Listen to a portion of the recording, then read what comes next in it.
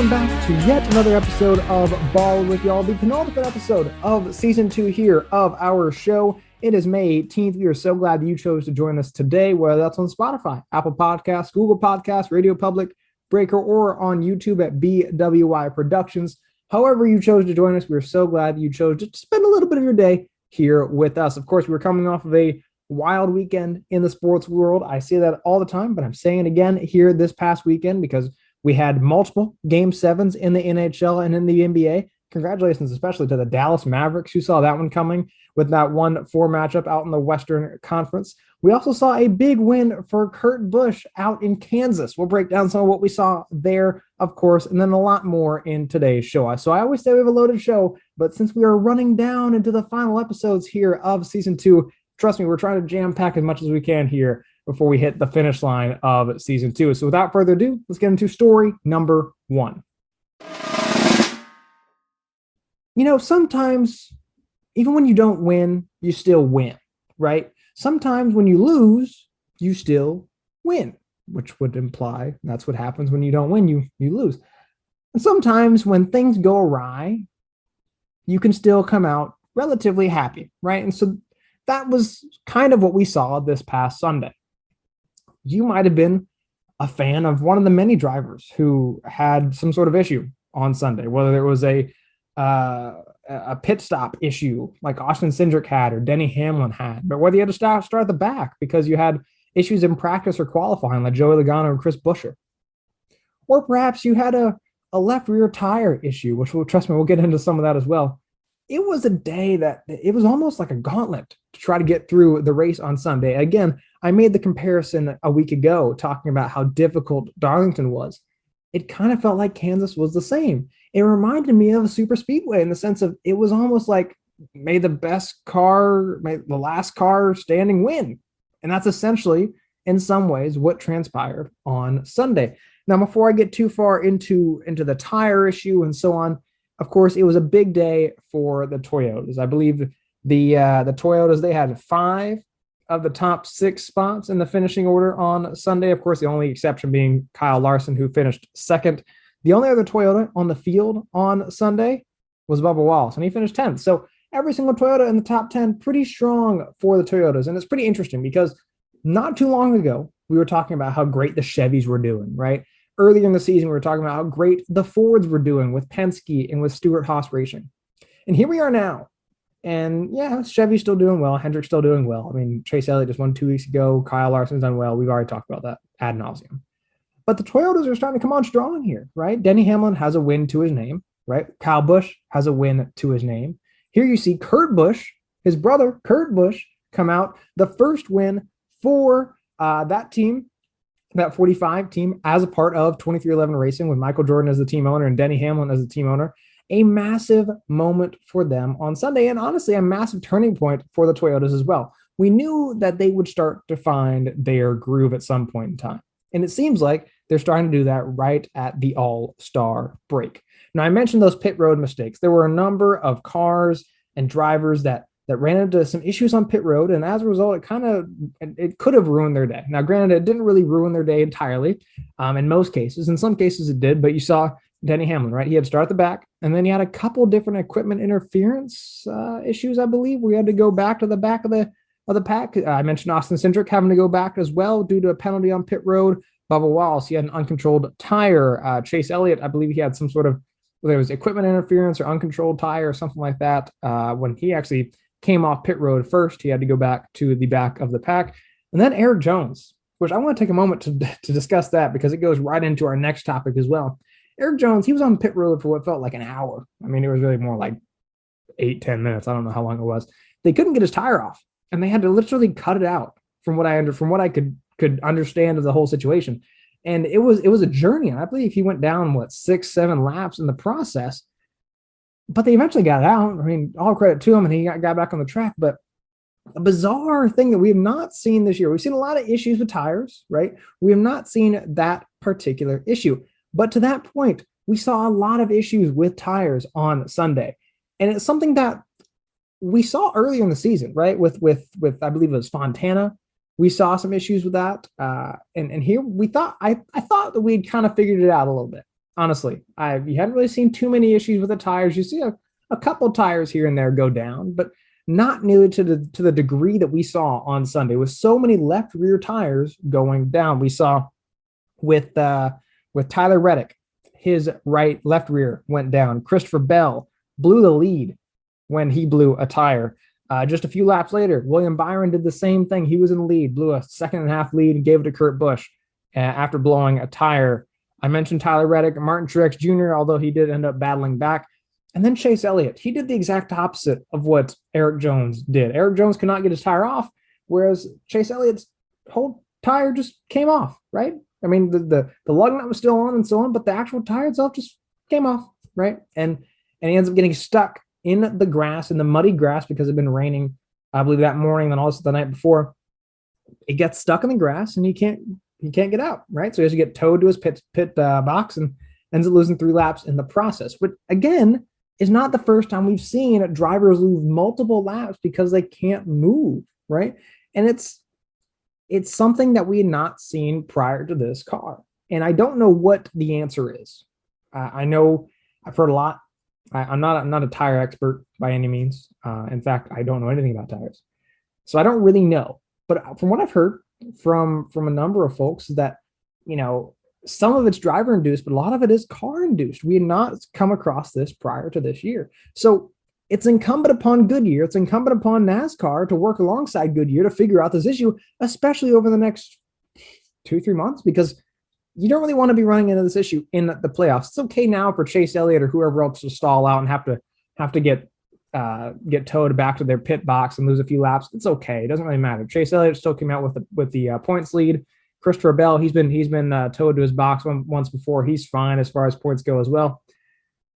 Ultimately, it's not going to matter so much right now. But say you get into the final 12, right? And this whole situation happens because somebody can't move because their tire's blown and the way that the car's configured, they can't get out of there and they have to get towed. And all of a sudden they're down 4 laps compared to everybody else who they're fighting every single race to advance from the next round. You're going to have an issue, right? And who are the fingers going to be pointed back at? Of course, Goodyear, and to that extent, NASCAR. So I don't know what the answer is, but it seems like there could be one. And if so, we need to find it soon. And it needs to be remedied soon. Because, again, you don't want to be walking into the playoffs. You don't want to be walking into August and September and October with this possibility still happening. The number of high-profile drivers that have been taken out in just the last 2 or 3 weeks alone with tire issues, it was most pronounced this weekend, though. And I'm not saying this because I'm a Chase Elliott fan. Again, it did not really matter a whole lot. He's still in the lead as far as points go. I don't really care. But I would hate for this to happen to somebody like a Joey Logano or someone like a Ross Chastain or somebody who, like a William Byron, who's having a really good year, but then when it matters most, his tire goes down, he just can't get out, and all of a sudden he's down 3 laps, and that's the season. That would really, that'd be so unfortunate. And I think that we have the opportunity now to get ahead of it. And I hope that the NASCAR does something about it, because otherwise it's going to be in for a long offseason, I am sure.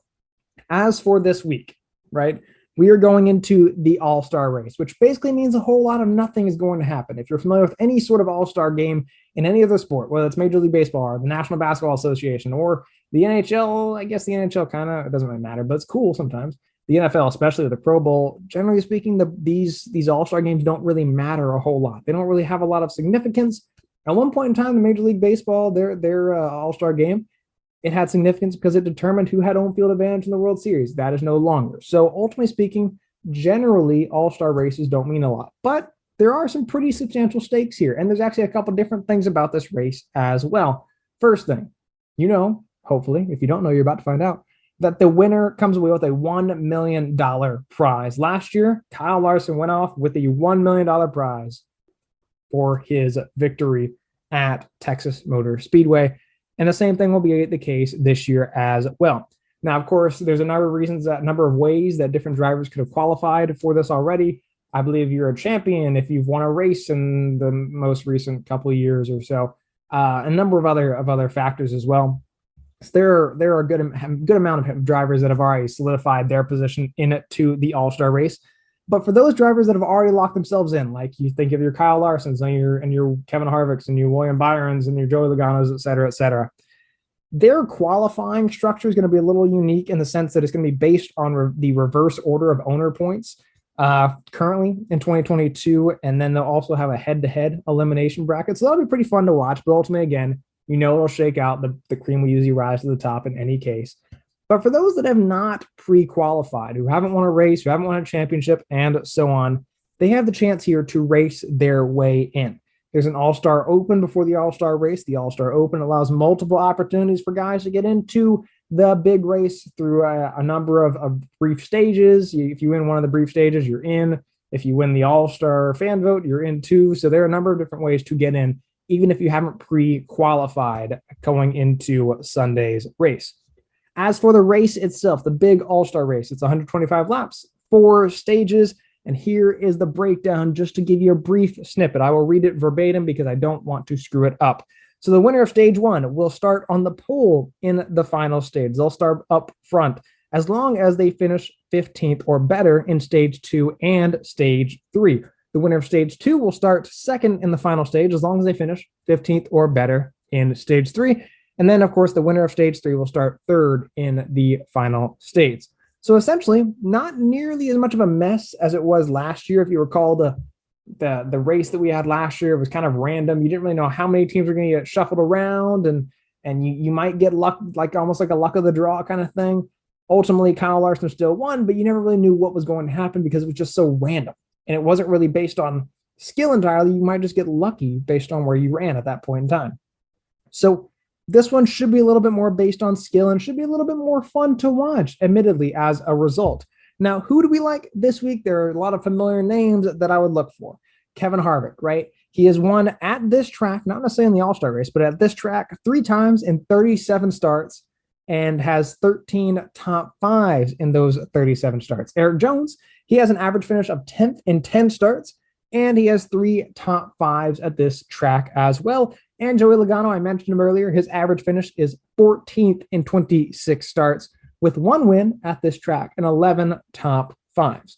All that said, I'm going to go on a very, very, very short limb here and pick a guy who's, I'll make it easy for everyone here. I'm going to take Kyle Larson to win here at the AllStar Race this weekend. He won at the AllStar Race, like I said, last year in 14 starts. He has that win and also 3 other top 5 finishes as well. Honestly, this is one of those picks where you don't have to overthink it. I will stick with Kyle Larson to win yet another $1 million by winning this race on Sunday.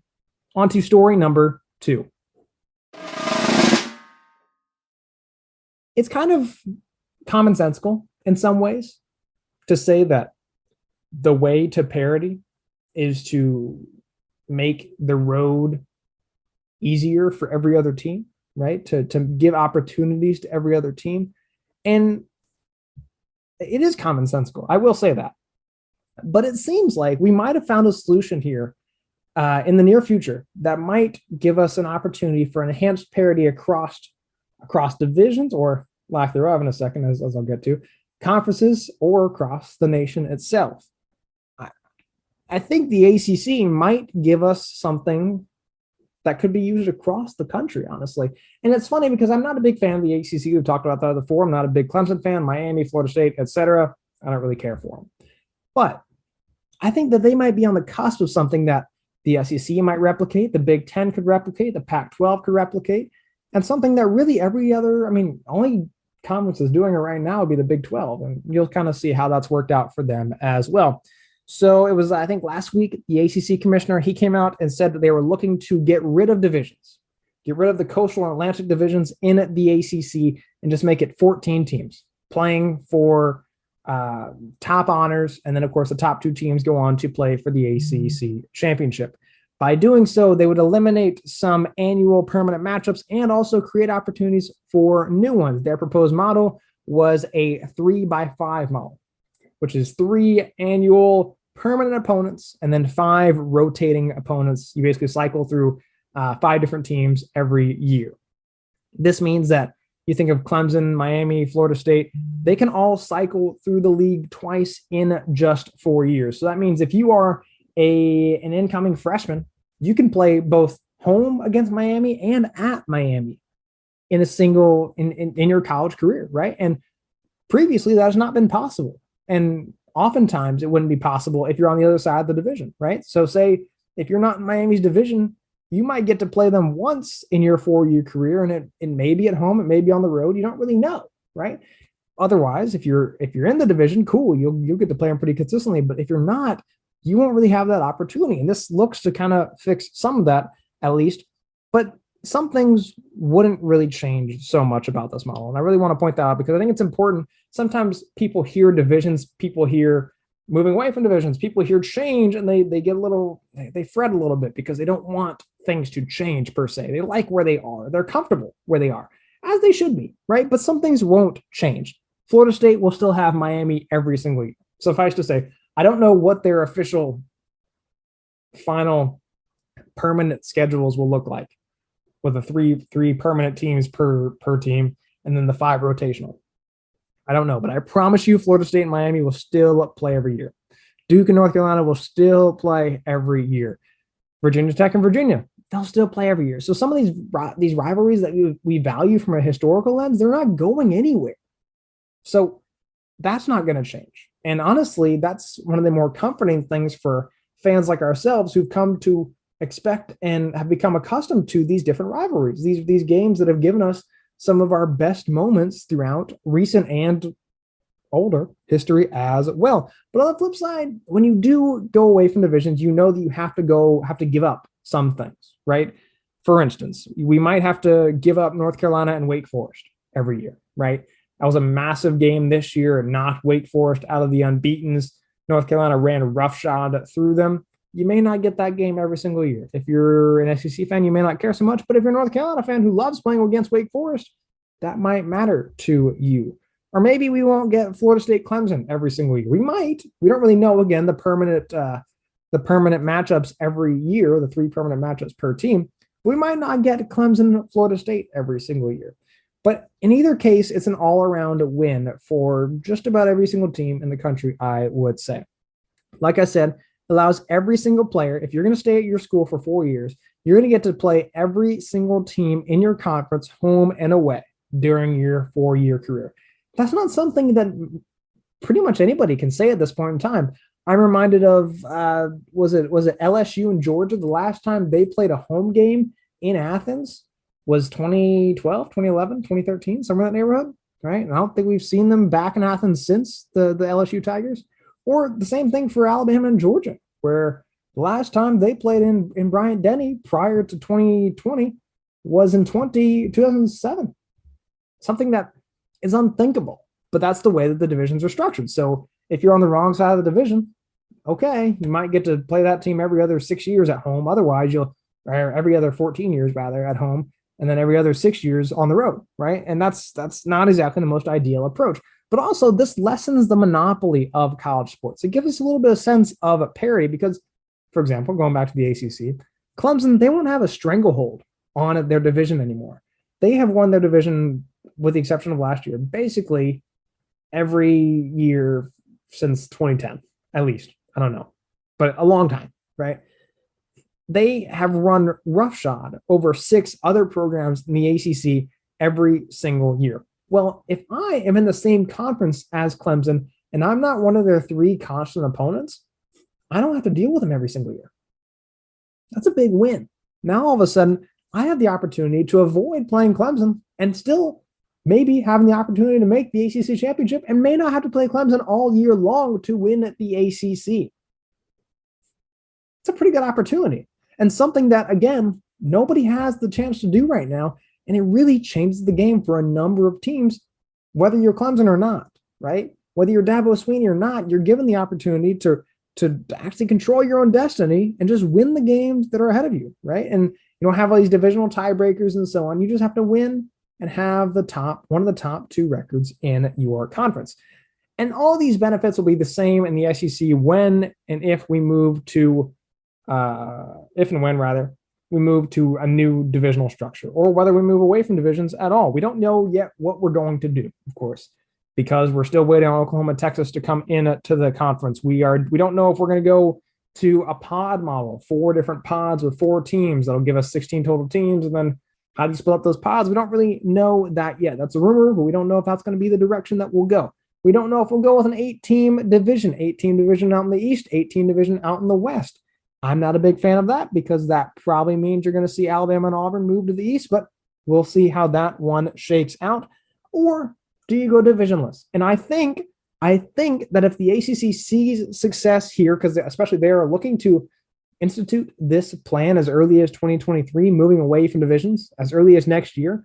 If they do it, and if they do it well, guarantee you that the SEC will look to replicate it when Oklahoma and Texas move into the conference as well. So ultimately, adopting a new model, it's going to help us avoid some situations where we don't get to see our team play a home game in a stadium that's just historic, right? Where you don't get to see Arkansas visit Florida until every 14 years or something ridiculous like that.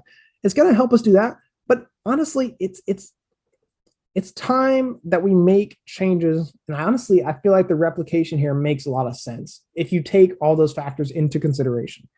And if it does happen, if this change does take place, what matchups do we give up, though? Because I mentioned that we're going to give up some things in the ACC.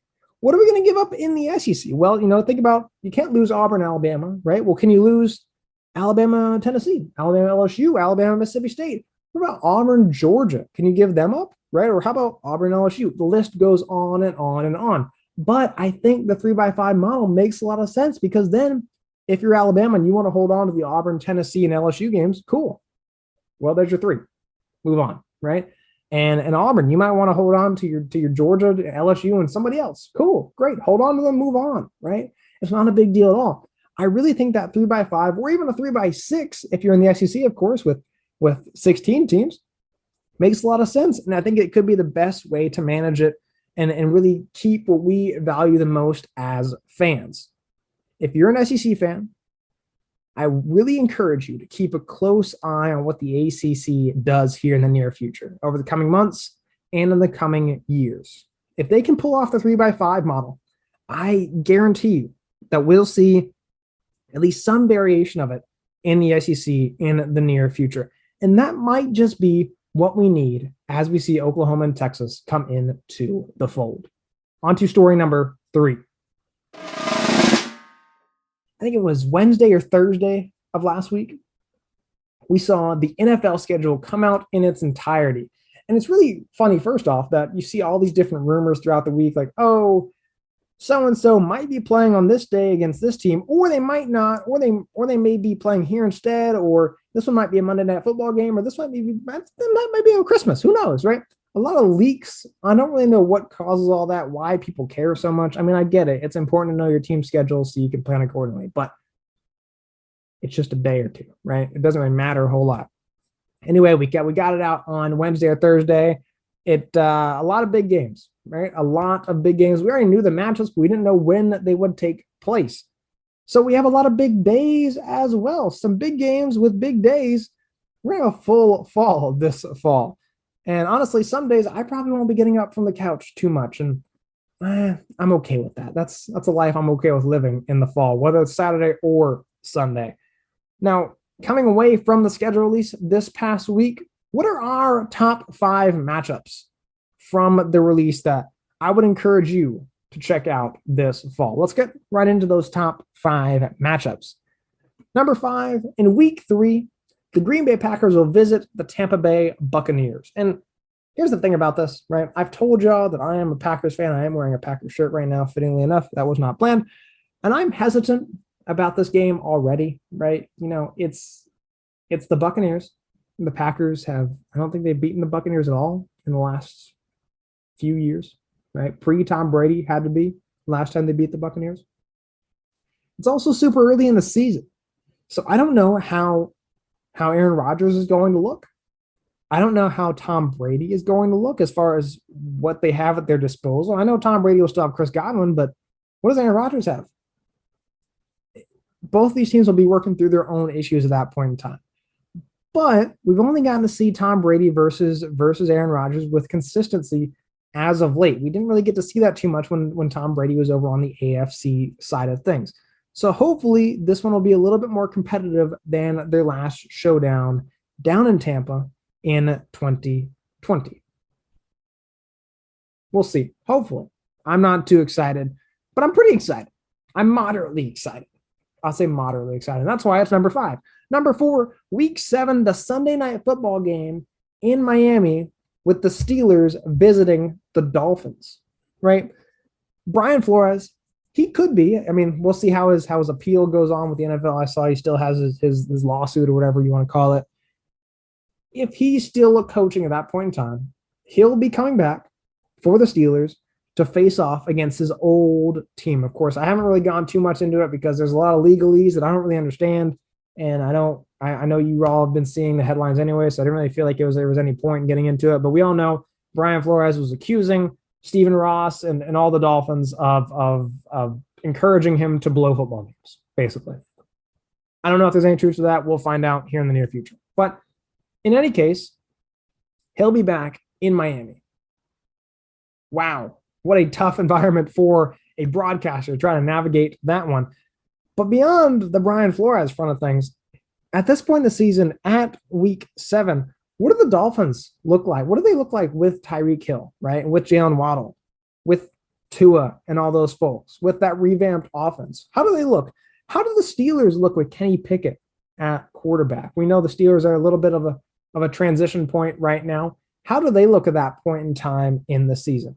Also, of note, this is the same day as the Homestead race down in Miami as well. So not to plant any seeds, but it sounds like a really good opportunity for a 2-for-1. You go to the Homestead race, you drive a little bit over to 30, 45 minutes over to Hard Rock Stadium, get to watch a great Sunday night football game between the Miami Dolphins and the Pittsburgh Steelers. Not a bad deal, in my opinion.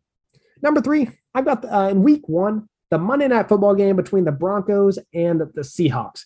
Why? Well, this will be Russell Wilson's first trip back to Seattle since that trade in the offseason that sent him to Denver. A lot of things to come out of this beyond Russell Wilson, though. How does Nathaniel Hackett, former Green Bay offensive coordinator that came over to the Broncos, how does he come in as the head coach? How does he manage that Russell Wilson-led offense? He's familiar with Aaron Rodgers, right? He's familiar with, to that extent, Jordan Love.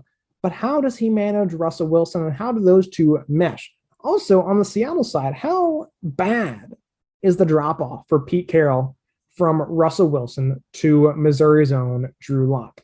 A lot of interesting things there to unpack, and we'll get to see it to open up our season, so we'll get some answers pretty quickly. Number 2, also a Monday Night Football game. This is week 10 with the Washington Commanders. They have a name now, the Commanders, against the Philadelphia Eagles. Now, we know this is Carson Wentz's return now he'll be a Washington Commander against his former team in the form of the Philadelphia Eagles. We already know that Philadelphia is a tough place to play in and of itself as a road team. And trust me, Wentz will be in for a long night. Even if he plays well, he'll be in for a long night because Philadelphia, the fans will give it to him, right? And Jalen Hurts with an increasingly stacked wide receiver corps as well. And honestly, I would say now you could probably pencil the Eagles in for a win. But I'd still say it should be a pretty fun game nonetheless. And who knows, Carson Wentz could go out there and break every single Eagles fan's heart. And honestly, I would not hate seeing that either. As far as our number 1 game coming out of the schedule release this past week. Now, I'm a little bit biased here, right? A little bit biased. But in my number 1 spot, week 17, the Green Bay Packers coming down to visit the Miami Dolphins. Now, the Packers, they have not come down to South Florida since it was like 2013, 2014, 2015, somewhere in that neighborhood. I think required a last-minute Aaron Rodgers heroic touchdown, and otherwise the Packers would have lost that game. They are back down here. New quarterback for the Dolphins. At that point in time, it was Ryan Tannehill. Of course, they have Tua Tagovailoa now. Again, we don't know what these teams will be looking like at this point in the season. This is the second to last week of the season. But Tua Tagovailoa versus Aaron Rodgers, right? Aaron Jones versus Tyreek Hill. All those dudes that Green Bay drafted from Georgia against Jalen Waddle. That's a pretty fun matchup across the board. So it's really too good to pass up. And it's on Christmas. So if you're a Dolphins fan, good luck, because you get to lose on Christmas to my Green Bay Packers. And honestly, I can promise you I will be there, and hopefully you'll join me there as well. And that will do it for today's episode. Only one more episode remaining in season 2, and we've got a big surprise reveal coming out of next week's show. So I encourage you to join us then. Until then, I hope that you'll stay busy with all the NHL and NBA playoffs, and of course the NASCAR AllStar Race in Texas this Sunday night. I know that I'll be staying pretty busy, so hopefully you will do the same. Have a great week, and as always, I appreciate you allowing us the opportunity to talk some ball with you.